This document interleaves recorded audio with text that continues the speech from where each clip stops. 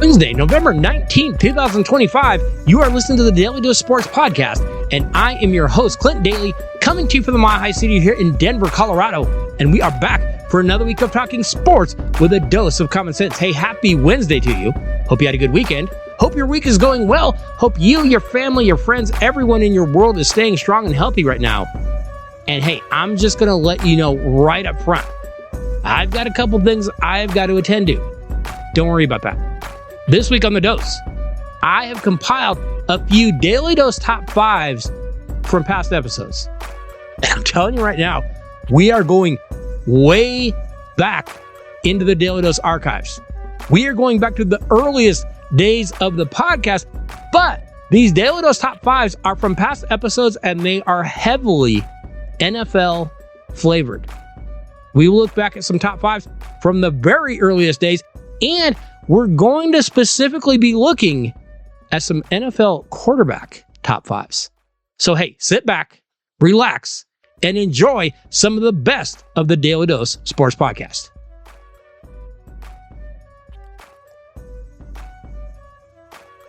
Now, as we do every single week, we have got to get to our Daly Dose top five. You know, when Super Bowl 50 kicks off, 39-year-old Peyton Manning will be the oldest quarterback to ever start a Super Bowl. Here's a fun drinking game that you can play at home.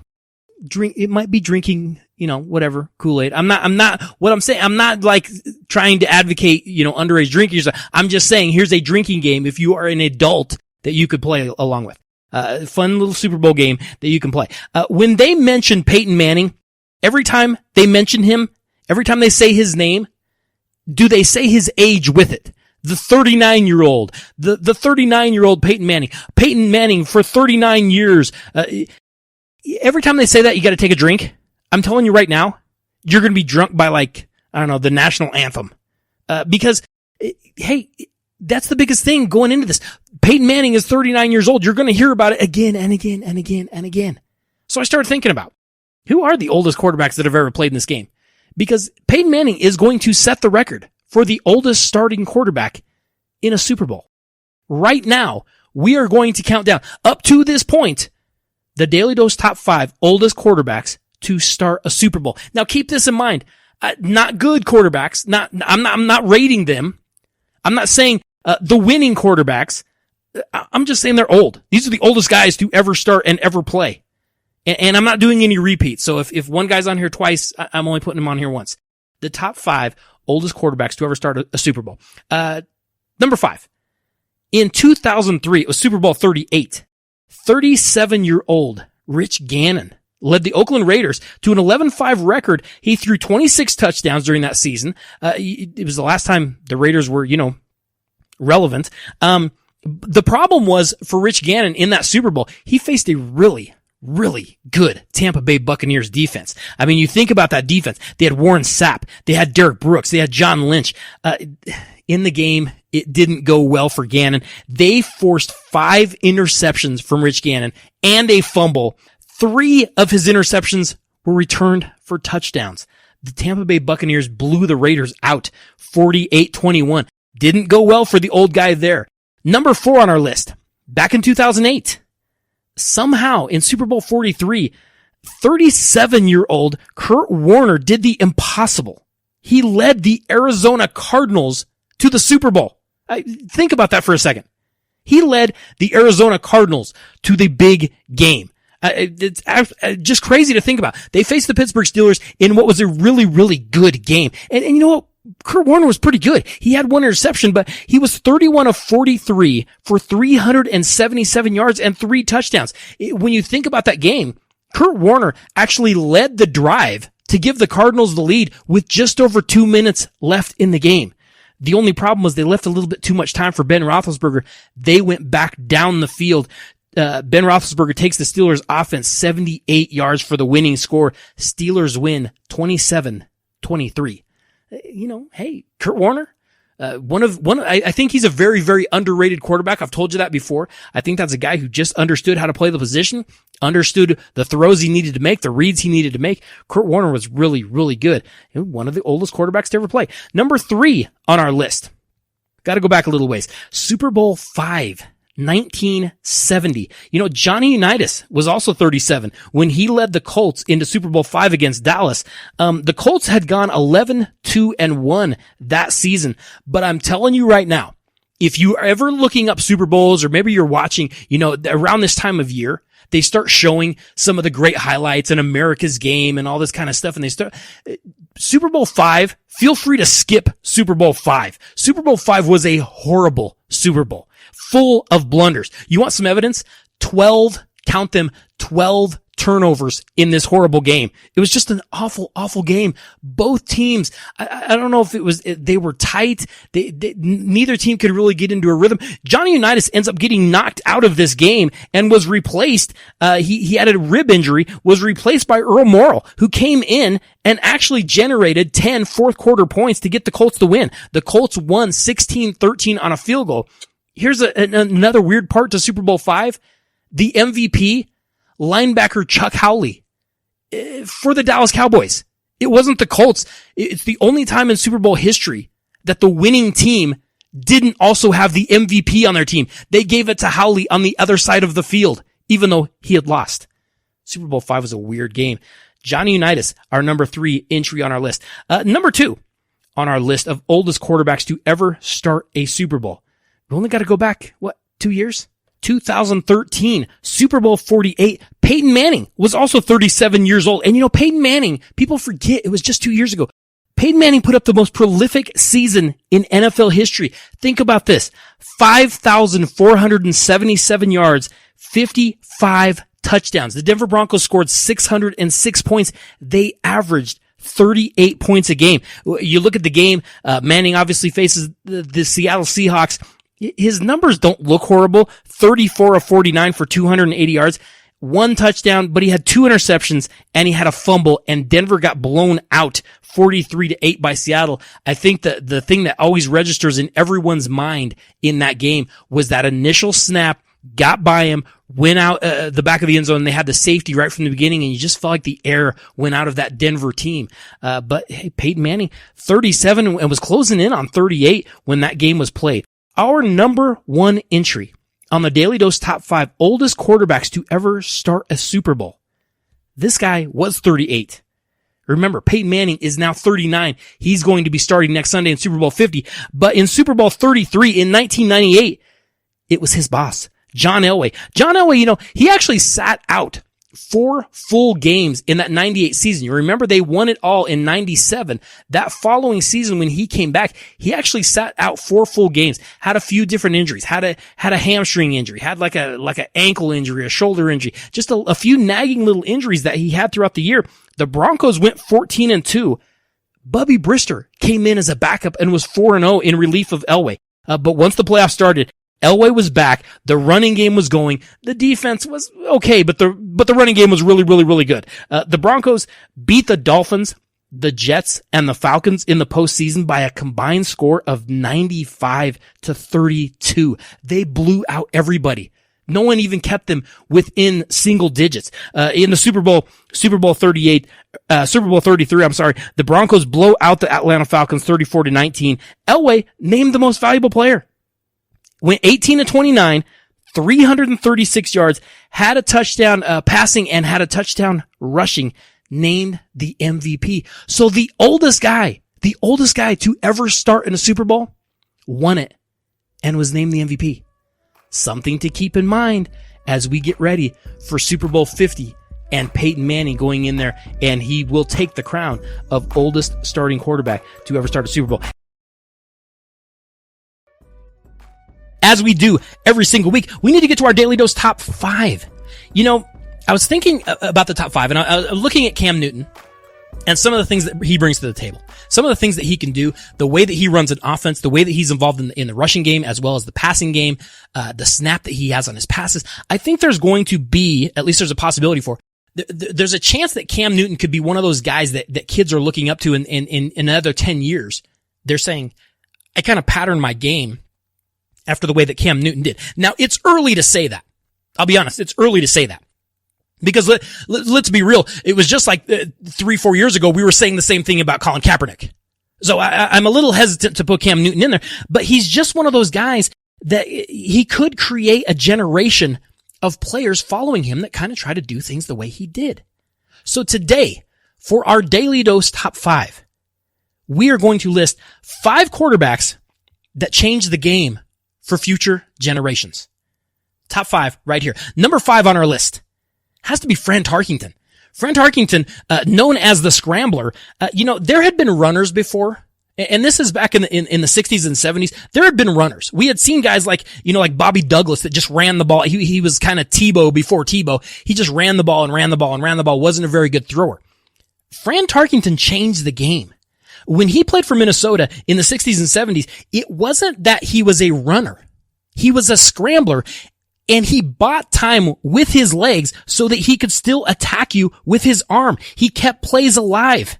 He took the Vikings to 4 Super Bowls, went to 9 Pro Bowls. But when you see guys like Russell Wilson, like Aaron Rodgers, like Cam Newton, like Steve Young that bought time with their legs, but not as runners, just so that they could get some extra time so they could still use their arm to hurt you down the field, they're going back to a guy named Fran Tarkington. He absolutely changed the game. Number 4 on our list of quarterbacks that changed the game for future generations, gotta be Joe Namath.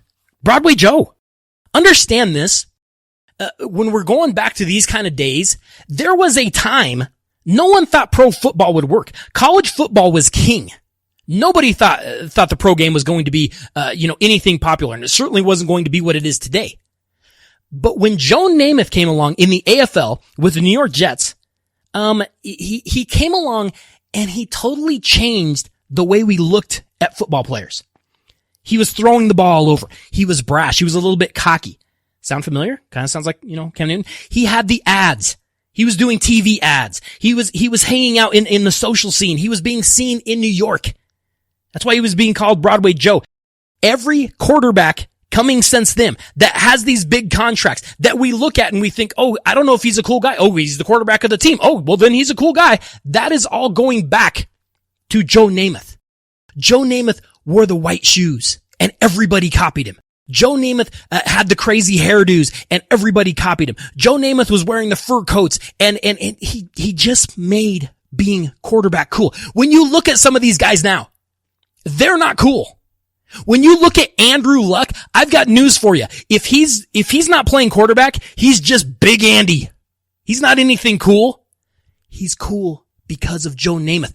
When you look at Russell Wilson is a geek, but he's cool because of Joe Namath and what we think of as quarterbacks. Joe Namath's got to be on the list. Number 3 on our list.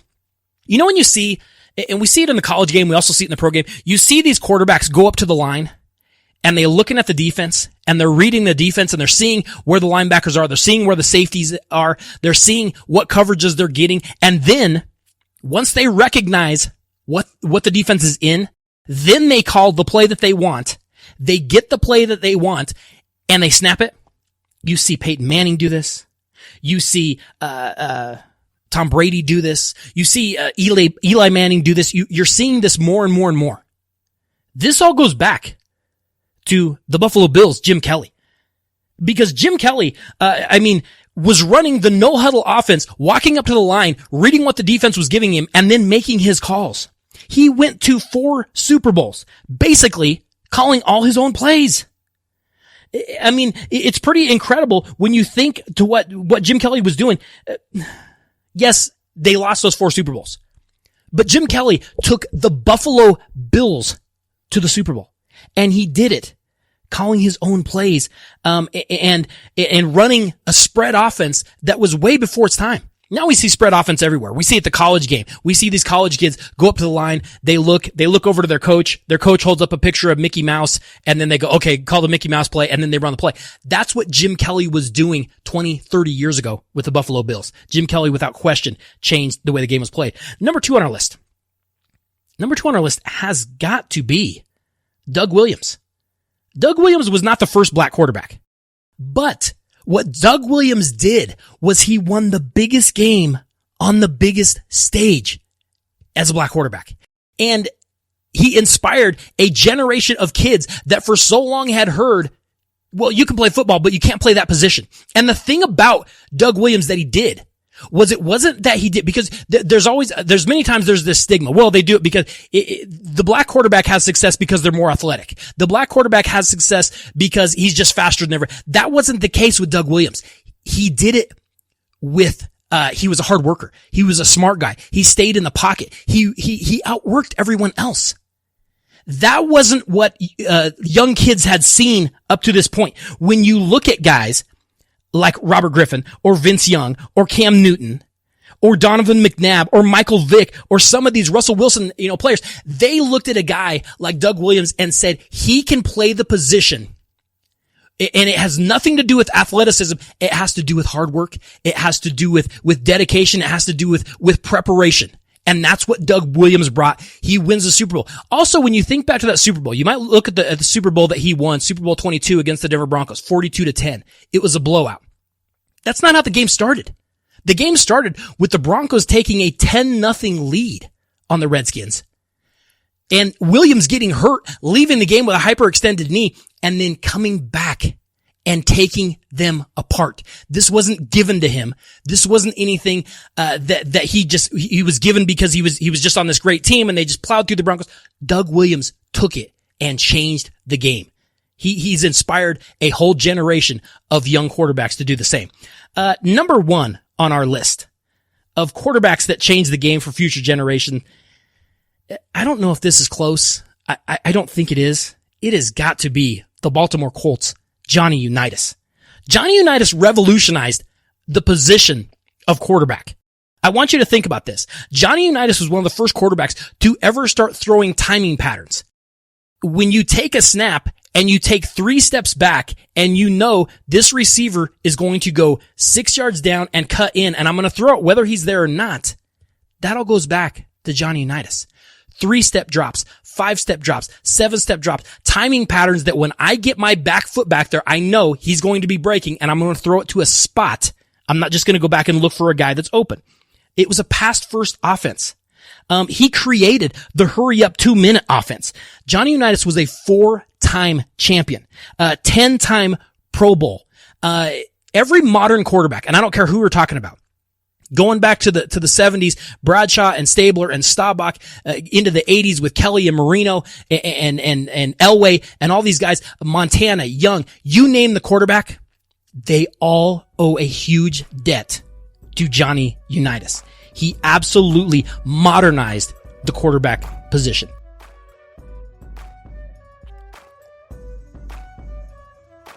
As we do every single week, we have got to get to our Daily Dose Top 5. This week, talk a little bit of NFL, a little bit of NFL news. We talked a little bit about the Buffalo Bills, talked a little bit about Rex Ryan, and of course the New England Patriots. How could that possibly play into our Daily Dose Top 5? Our Daily Dose Top 5 today, the top 5 times that the NFL has suspended a quarterback. It's not the first time. We didn't just see this recently. We have seen a number of times that quarterbacks have been suspended.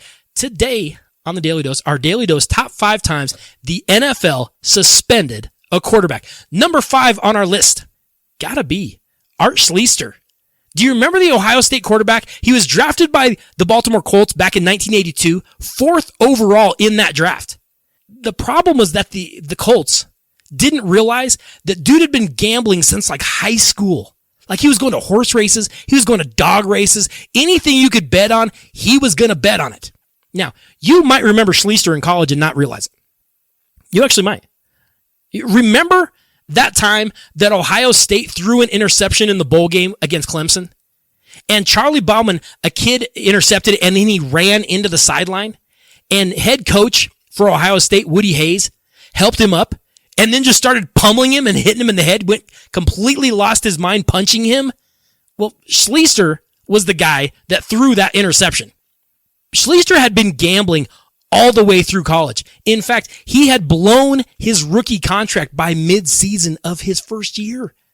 He had over $700,000 in gambling debts. And when the NFL found out, they suspended him immediately because they worried that Art Schlichter would be an easy target for fixing games. So they booted him out of the league for a year.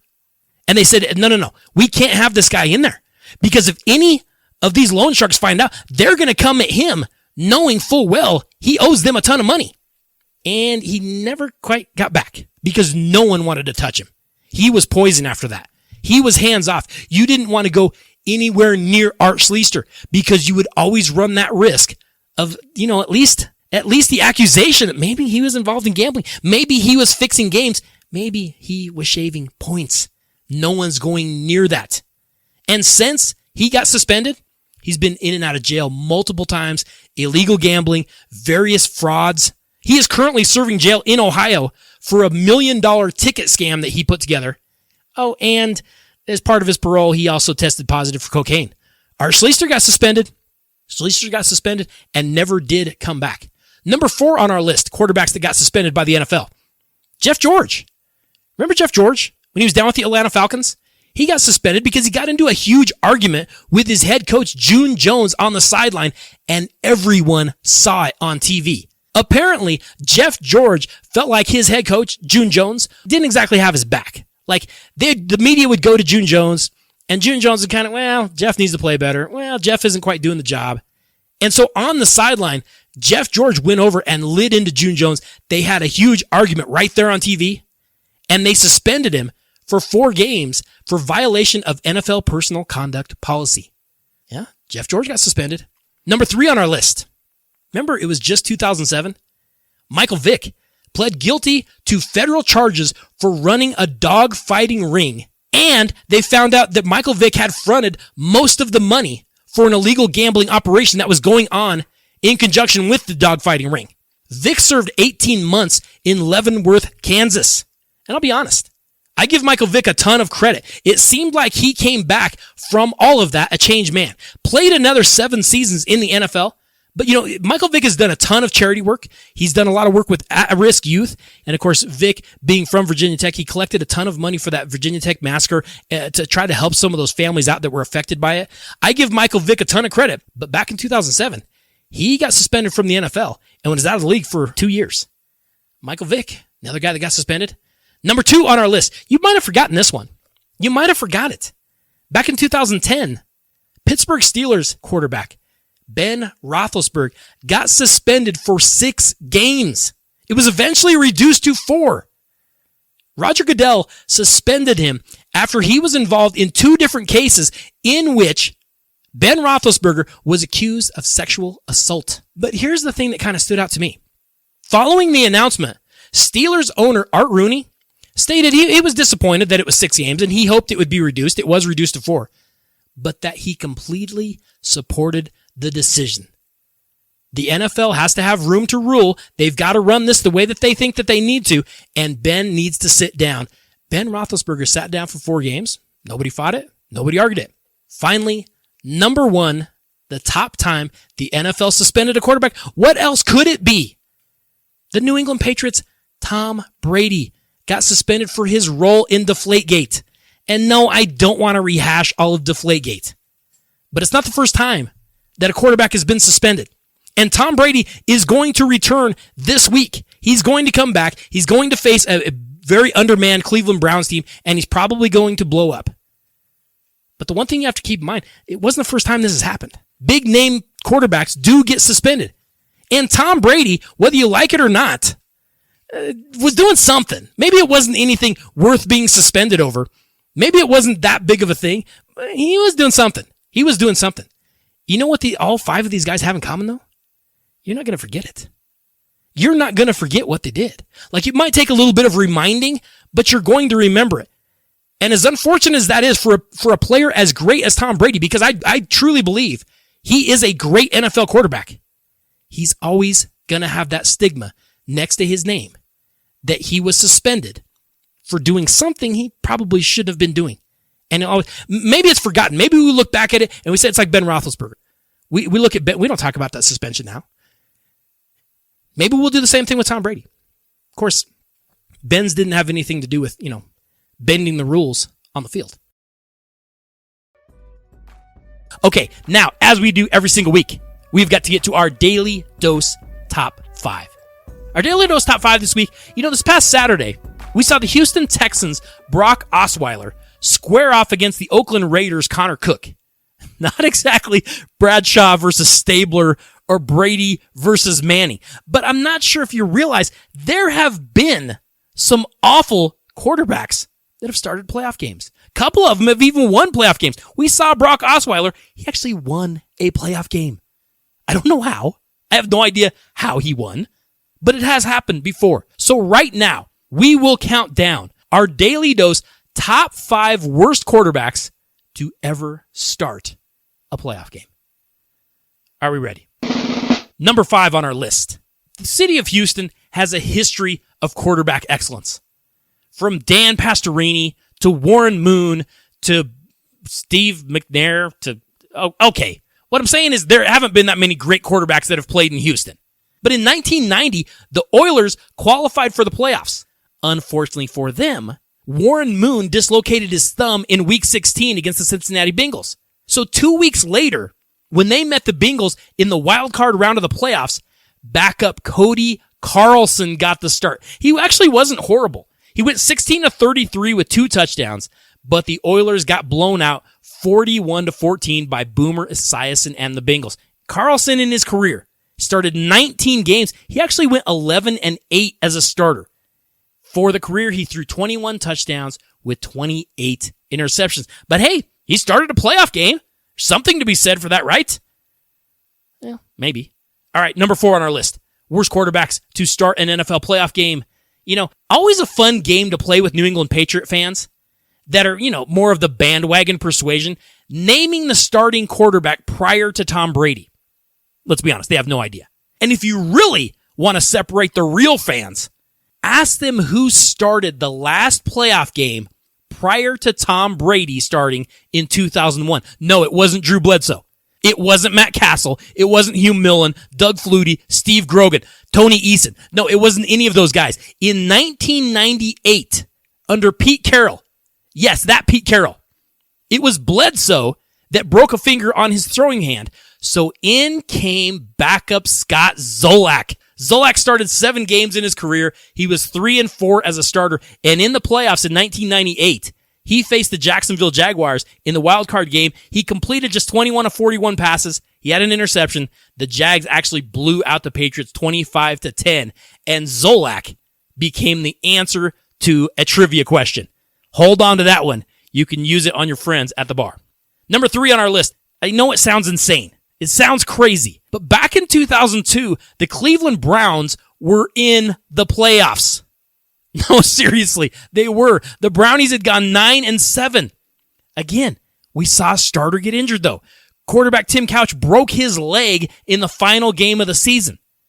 And, this guy may not have been a great quarterback. He started 24 games. He went 8-16 in those games, throwing 39 touchdowns to 38 interceptions. But when Kelly Holcomb faced the Pittsburgh Steelers in the wildcard game, he actually played pretty well. He went 26-43 for 429 yards. Kelly Holcomb threw 3 touchdowns. Unfortunately, the Steelers came back from a 12-point deficit. They won the game 36-33 over the Cleveland Browns, and Cleveland has not been back to the postseason since. Yes, Kelly Holcomb started a playoff game. Who knew? Kind of forget these guys, don't you? Number 2 on our list. Worst NFL quarterbacks to start a playoff game. He started 7 games in his career. He threw 6 touchdowns. He had 8 interceptions. But TJ Yates not only started 2 playoff games for the Houston Texans, he actually won one. It's kind of like Brock Osweiler. He actually won one of them. Remember, Matt Schaub was the starter for Gary Kubiak's Texans in 2011, but he suffered a foot injury. Then, backup Matt Leinart broke his collarbone. Enter TJ Yates. He actually beat the Cincinnati Bengals in the wildcard round. Granted, he didn't do much. The Texans ran the ball very well, but he won the game. And the next week against the Baltimore Ravens, Yates crashed back to earth. He threw 3 interceptions, and the Texans got beat by the Baltimore Ravens. There's your number 2 quarterback, worst quarterback, to start a playoff game. So who could be number 1? Who is our number 1 worst quarterback? I think he's been number 1 on the top 5 before. Might have been a different category, but I think he's been number 1 before. Number 1 on our list. The Oakland Raiders selected this troubled quarterback out of USC with the 24th overall pick in 1991 after Jay Schrader Remember, he was so awful in that 51-3 playoff loss to the Buffalo Bills in 1990? The Raiders went 9-7 in 1991, and they made it back to the playoffs. But Jay Schrader got injured in week 16, so Todd Marinovich got the start in the playoff game against the Kansas City Chiefs. And Robo quarterback went 12 of 23 for 140 yards, and he threw 4 interceptions. The Steve DeBerg Chiefs won 10-6, went on to the divisional round against the Buffalo Bills. Marinovich started just 8 games in his career. He was out of the NFL after just 2 seasons. Hey, next week on The Dose, I will tell you this. We are going to be back next week with a very special holiday-flavored edition of the Daly Dose Sports Podcast. Trust me, you will not want to miss it. So make sure you tune into The Dose and make sure you let a friend know to do the same. Hey, I have to say thank you to each and every one of you for listening to the Daly Dose every week. Thank you for the emails. Thank you for the texts. Thank you for the tweets. More than anything, I want to thank you so much for sharing the show, for sharing the videos, and for sharing the articles with someone that you know. We absolutely love it when you do that. Have to say thank you to JSP. Could not do any of this without you. I will see you all next Wednesday. Have a great week, everybody.